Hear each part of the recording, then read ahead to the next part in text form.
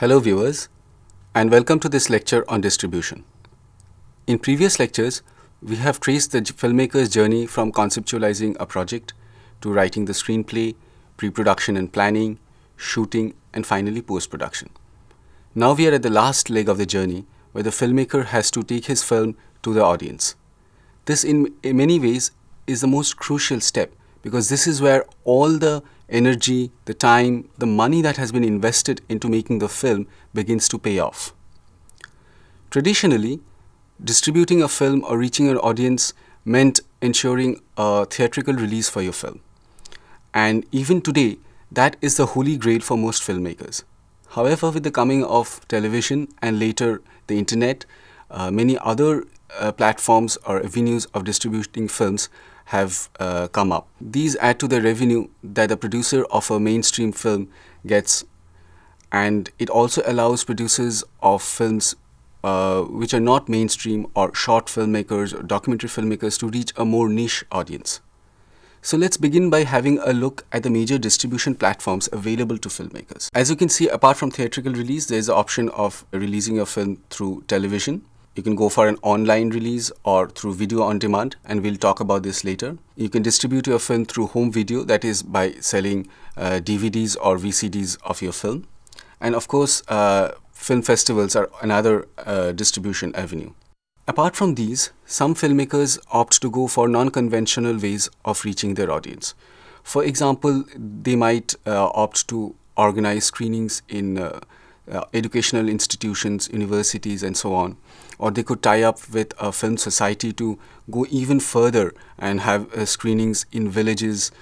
These are great ways of reaching out to an even wider audience, and they also provide immediate feedback to the filmmaker and thus are a good platform for interaction.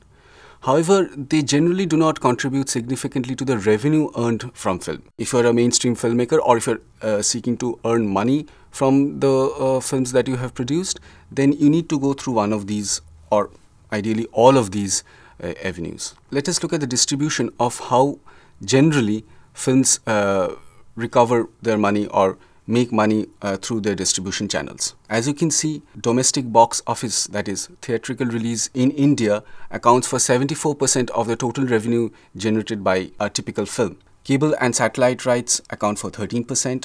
Overseas box office accounts for 7%. Home video accounts for only 1%, and with the coming of internet, this value is only falling. Ancillary revenue streams, that is online distribution, sale of audio rights, associated merchandise, etc., they account for about 5% on an average. Even though India is the largest film producing country in the world and it produces between 1,500 to 2,000 films every year, and we have a huge population of film lovers, the revenue earned by the Indian film industry is actually pretty low compared to that from other major film industries, especially when you compare that with, say, Hollywood. There are three major reasons for this. One is the fact that we have far lower screen penetration in our country compared to other countries. You can see the United States has 126 screens per million people. France has 85 screens per million people. And India in this list comes at the very bottom with just 6 screens per million people. As you can see, we are vastly underserved. A lot of people in our country are simply unable to reach a theater to watch a movie that they want to see. But why is this? Why do we have so few film screens in the country? One, of course, is that there are geographical limitations. Earlier, films had to be physically transported to every film hall, and there are lots of areas in our country which are not easy to reach.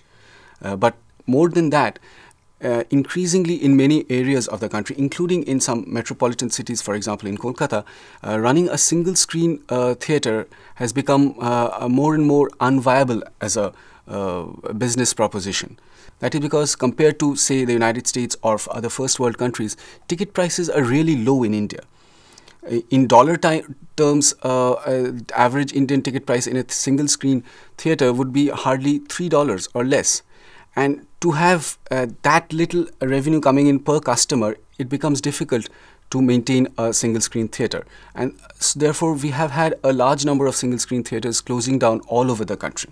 Over the last 2 decades or so, there has been a change in the kind of theatres that have been in existence in our country. As you can see here, multiplexes have grown at an average rate of 15% in Indian cities, increasing from 925 in 2009 to over 2,100 in 2015.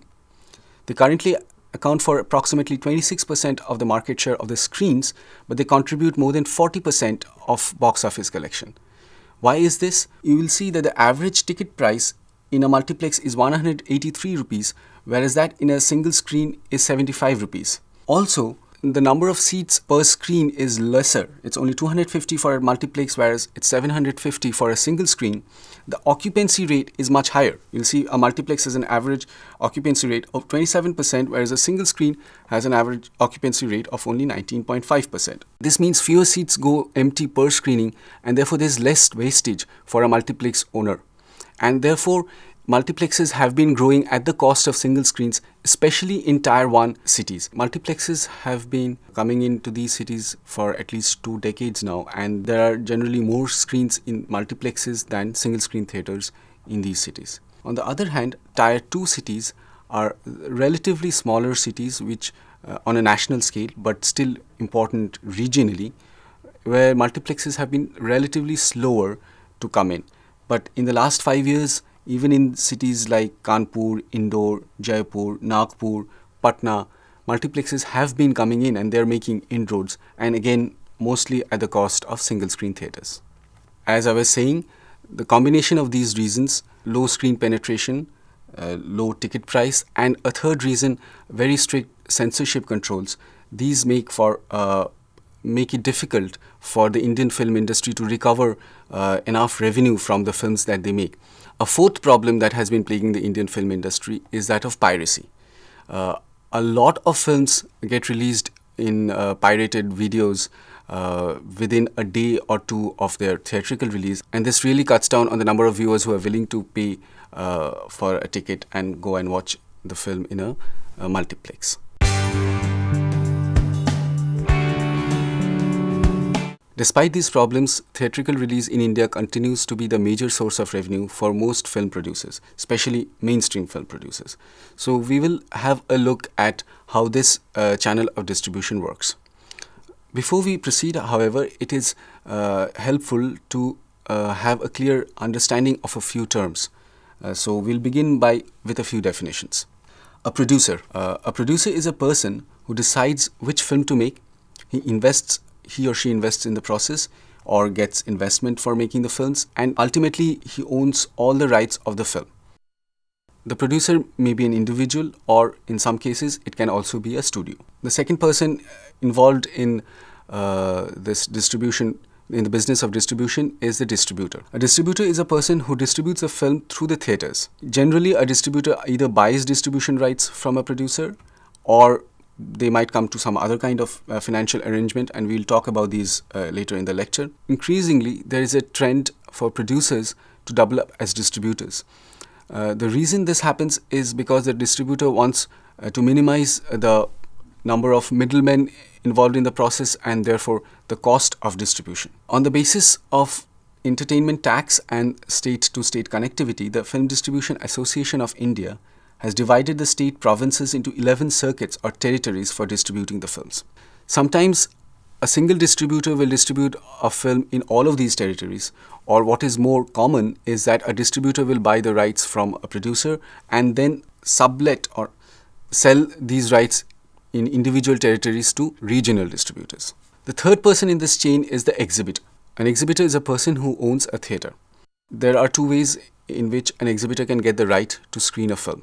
The first is that the distributor takes his screen on hire, and the second is that the exhibitor pays an upfront fee to get the right to screen the film, and then simultaneously comes to a revenue sharing arrangement with the distributor.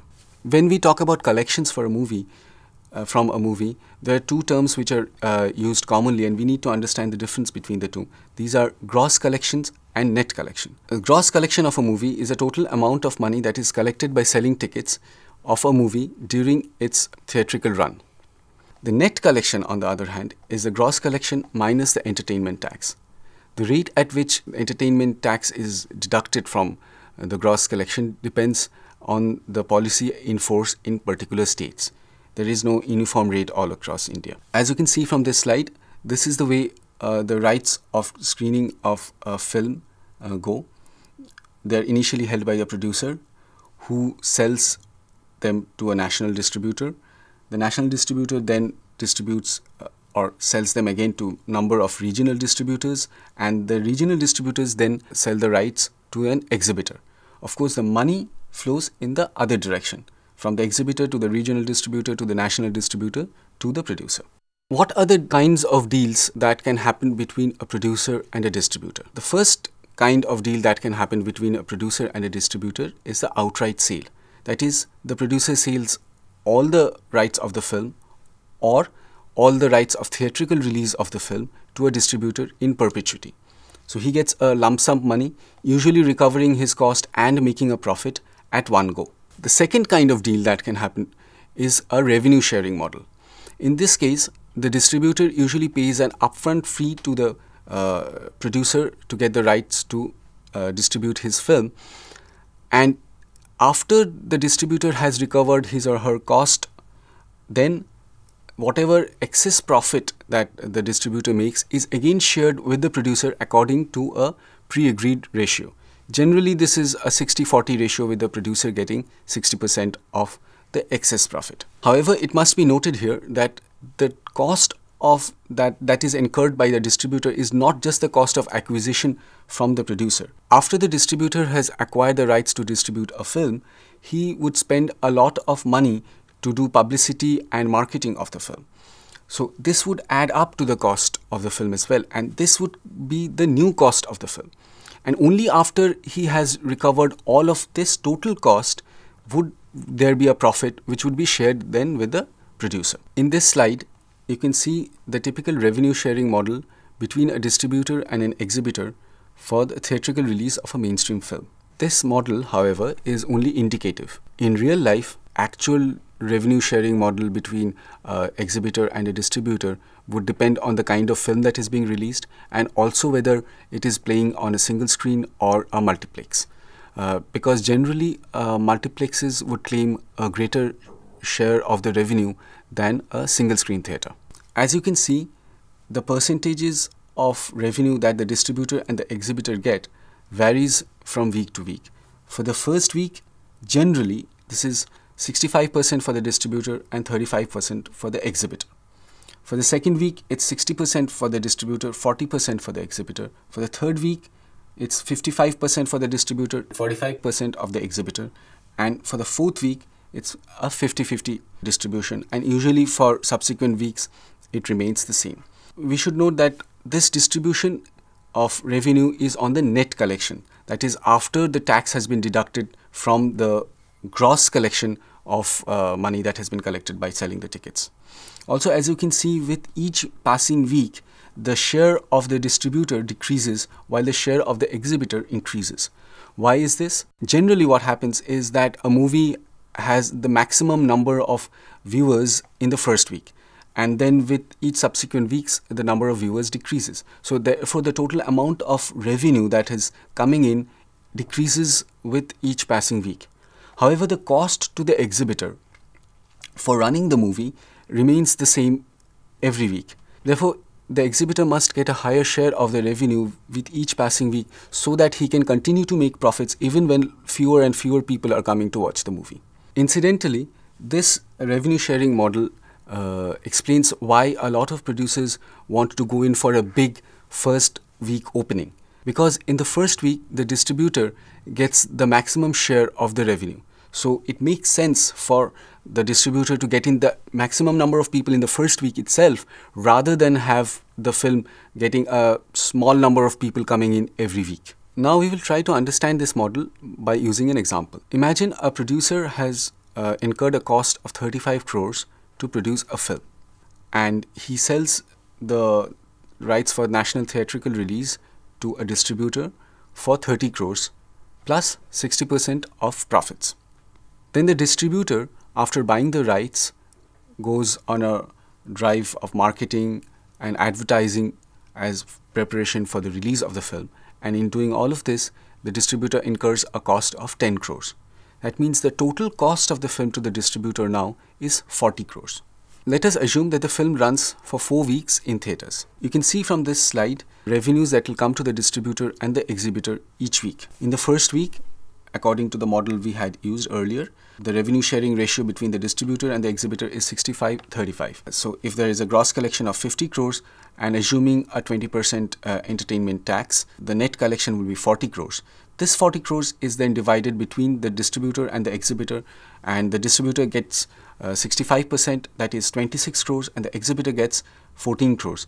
You have to remember that the exhibitor's share of 14 crores does not go to one individual or one agency. There are hundreds, thousands of exhibitors showing a particular film. So this 14 crores would be divided among all of these. If there is one national distributor who is directly distributing the entire the film across the entire nation, then that distributor gets 26 crores on their own.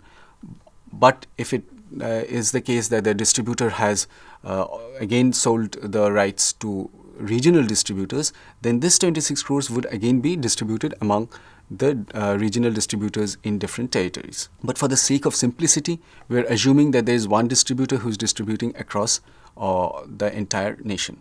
So continuing with our example, in the second week, the revenue sharing ratio changes and becomes 60% for the distributor, 40% for the exhibitor.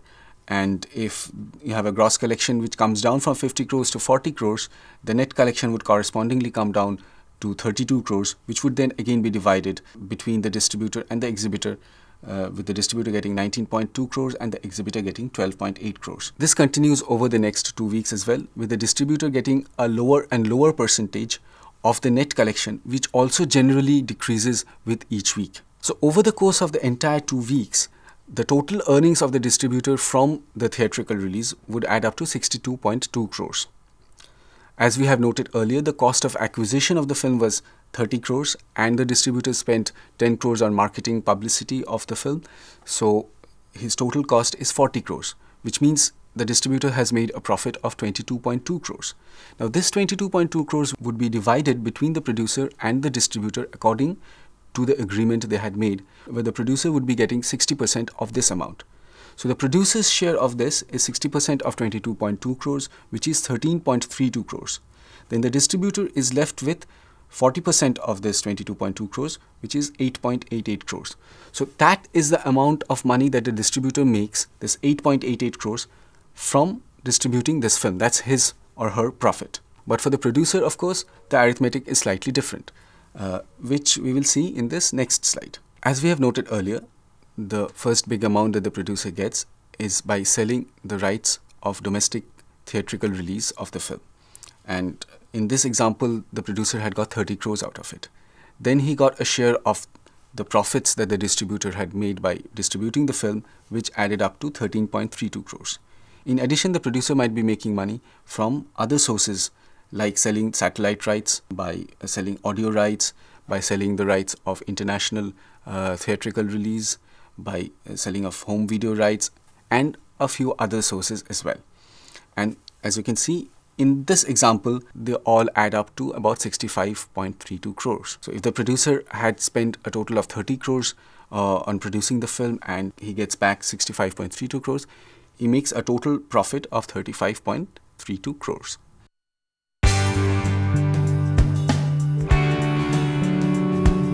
Producers of mainstream films, as well as for independent filmmakers, film festivals are usually an important part of their distribution strategy. But they work in different ways for different producers. For a mainstream producer, the important part of a film festival would be the marketplace. This is a place where films are screened to potential buyers, distributors, and they act as a preliminary to a deal between the producer and the distributor, or where the producer can sell the rights for distribution in certain territories. They might be international territories or domestic territories to distributors. On the other hand, there are also many film festivals where the marketplace does not exist or is not an important part of the festival. These film festivals mainly exist as a way of showing films to a general audience.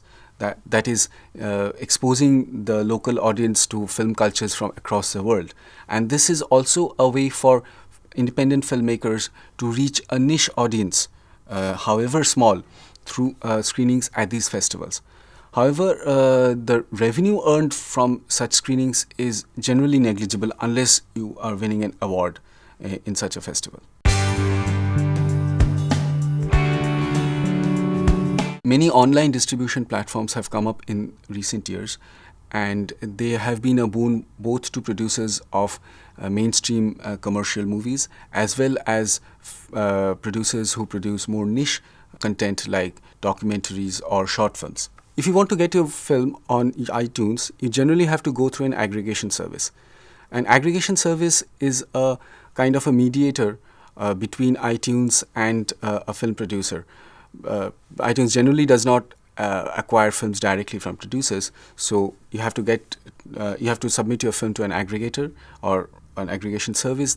If they find your film is good enough, then they will work with iTunes to upload it on the website, and you will get a share of the revenue. Other direct sales platforms like Amazon, Vimeo, YouTube, they work on a similar principle where your films are uploaded on their websites. They can be viewed by viewers for a fee, and you get a share of the revenue. Or alternatively, the websites make money by showing ads during the screening of your program, and you get a share of that. The last item on the list you can see is Netflix, and generally it's more difficult to get your film on Netflix because unlike the other platforms, Netflix only decides which content to upload on their site based on their own feedback from their viewers.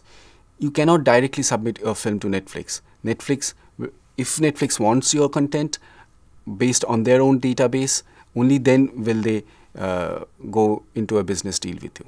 In conclusion, I'd like to say that it is far easier today to reach your film to your audience than it has ever been in the history of cinema. It is probably also easier to make money from your content than it has been earlier. However, it does not mean at all that any content, any film, any documentary or any short film that you make will necessarily make money. The old rules still apply. You need to make a content that is interesting, that will stand out in a clutter, because thousands of films are being made every year, and there has to be a reason why an audience should want to watch your film. It is important still to have big names, recognizable actors in your film if you're making a fiction film, and upfront investment in the publicity and advertisement of your film, because just his or her presence ensures that the film gets a lot more visibility in the media or evokes curiosity among your potential audience. This is what determines to a very large extent whether the film flops or becomes a hit. However, the good news for producers of both mainstream films as well as of more niche content is that the power balance has been shifting in favor of the producers of content vis-a-vis the distributors or the agents who control avenues of distribution. More and more, the number of middlemen between the producer and the audience has been reduced, and the producer can directly reach the audience in greater number of ways. And with the spread of digital technology and the internet, it is likely that this trend will continue. So the next few years are likely to be very exciting, not only for producers of mainstream content, but more importantly for producers who seek to make documentary films, short films, or other kinds of niche content and want to reach out with that content to the largest possible audience.